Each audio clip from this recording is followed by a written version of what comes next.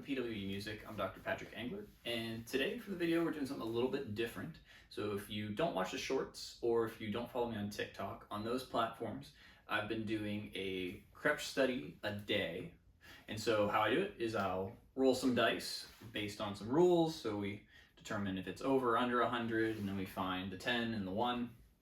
And then whichever number comes up, that's the etude that I play through 5 times. And that's the video.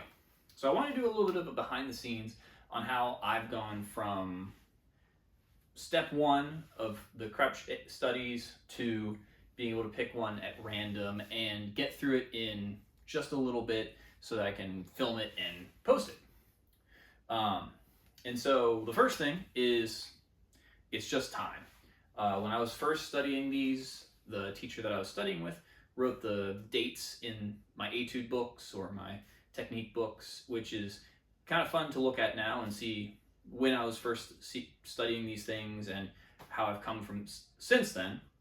And the date at the top of these Kroepsch studies, so the first time I did them, is from 2003. So 20 years ago, I was looking at these for the first time, and there's not enough that can be said about what you can do in 20 years time. So even though I don't go through these regularly, I don't practice like 10 a day or whatever and just rotate through, just having the tools and the practice over 20 years can't be understated. So if you're just starting out and you're hoping to get there someday, you will get there someday. Like, just keep at it and keep practicing, and it's a process, so take the long-term mindset. But digging into the nuts and bolts of it, let's just take the example from today's short or today's TikTok video, which would be Kroepsch study number 31. So the thing to remember with these is that these are all going to be using patterns. And the faster you can recognize what the specific pattern in the study is and start to hone that ability to see what the pattern is going to be, the easier these will get. So if we take from square one, easiest thing, 31 is in the bank of G major. So we know it's in G major. We know kind of, if we can extrapolate from there, what notes are going to be important, what things we're going to be playing. And that's the base level of patterns. So G major, we know G major scale. Obviously, we have the whole range, but we have a scale, we have our arpeggio, or something else you might have done is a thirds pattern.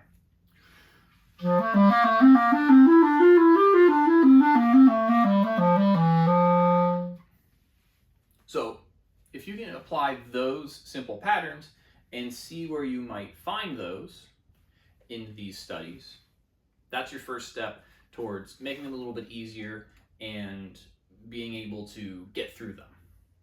So now, building off of that, knowing our key center isn't just going to tell us like, okay, well, G major, G, B, and D are important. It's also going to tell us what accidentals are going to be important. So if we look at 31, what do we have a lot of? We have a lot of C sharps, we have a lot of A sharps, and that's kind of the bulk of it. C sharps and A sharps. So how are those important? Well, with our accidentals, we want to resolve up. So our half step goes up since we're leading into the next thing. Where's the A sharp go? B natural. What's important about B natural? Part of that G major arpeggio. C sharp, same deal. C sharp goes up to D natural. D natural, part of that G major arpeggio, G, B, D. So if we can extrapolate from our core, our key notes that are in the key, we can also see what notes might also be important that'll have accidentals. So let's build on that a little bit more. So let's try to find some patterns in number 31. So we start off. So here we just have a simple upper neighbor and lower neighbor pattern. Nothing too crazy about that. We're just kind of rotating a scale around. But after that,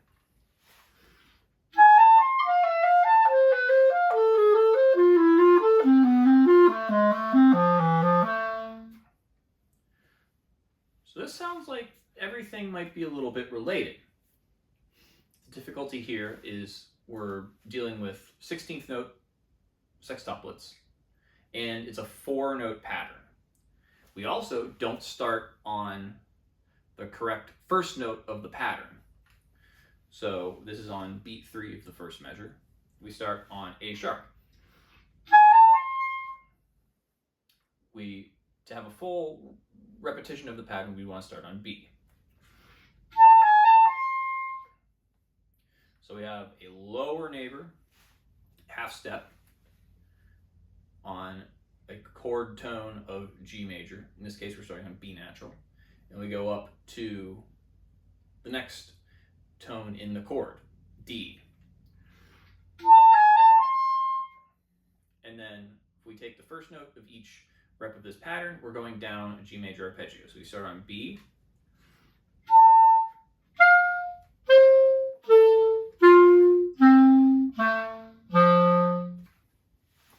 And there's our G major arpeggio.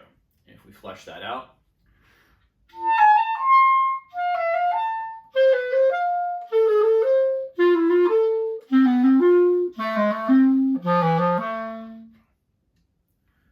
there we have the full pattern. It's 4-note reps going down that G major arpeggio. So while this looks at first glance like it might be a little bit difficult and we don't really know what's going on, if we can find those patterns, we're going to simplify it a whole lot and be able to kind of turn some things on autopilot as we get more comfortable with our fundamental things like scales and arpeggios. Now, let's talk about how we can crank up the speed. So the first time you're playing these, you obviously want to go nice and slow. And as always, we want to go for technical accuracy.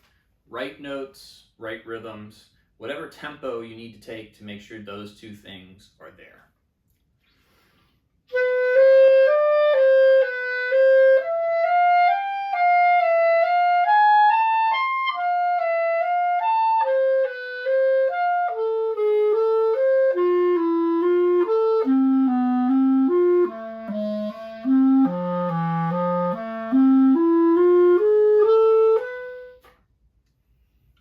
To be that slow or even slower, that's fine.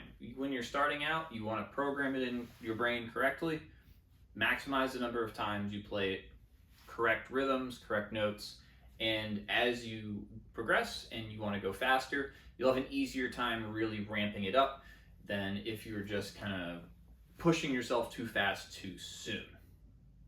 So main rule, start slow where you can play it with the greatest accuracy possible.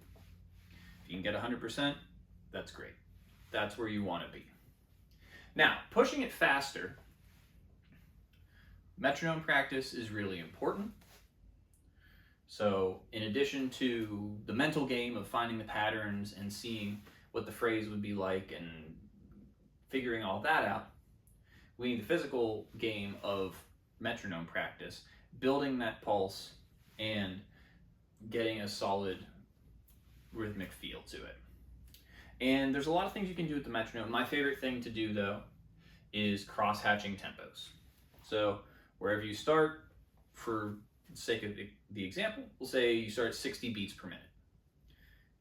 But we want to get to, we'll say, 90. So to go from 60 to 90, we'd start at 60. We'll go up to something, you pick whatever interval you want, you do 2 of it. So let's just say 4s. So you start at 60, we'll go up to 68. We'll go back to 64, up to 72. Back to 68, up to 76.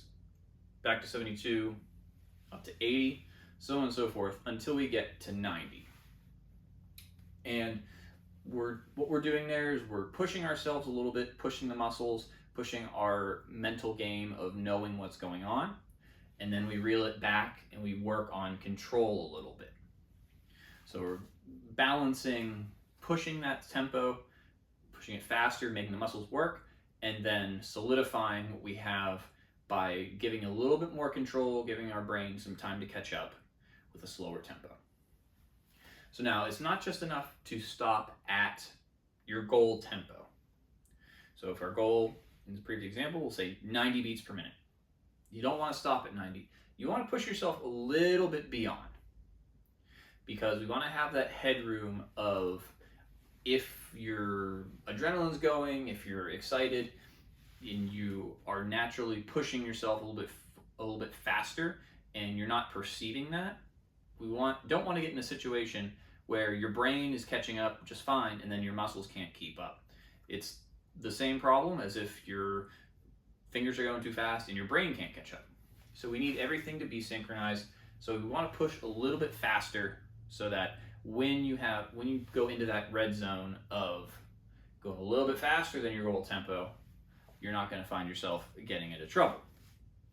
Plus, if we can do it a little bit faster, playing it at the goal tempo, we'll feel more controlled and be overall a more solid musical experience. So these are just a few tips on how I went from learning Kroepsch etudes to being able to get them together in just a few minutes and put out the videos. If you haven't, check out the shorts and check out my TikTok channel, where I'm posting these every day. They're only about 30 to 45 seconds long, so check it out and see what it's all about. As always, like, subscribe, do the social media things, check out the Patreon, support the channel, and we'll see you in the next video.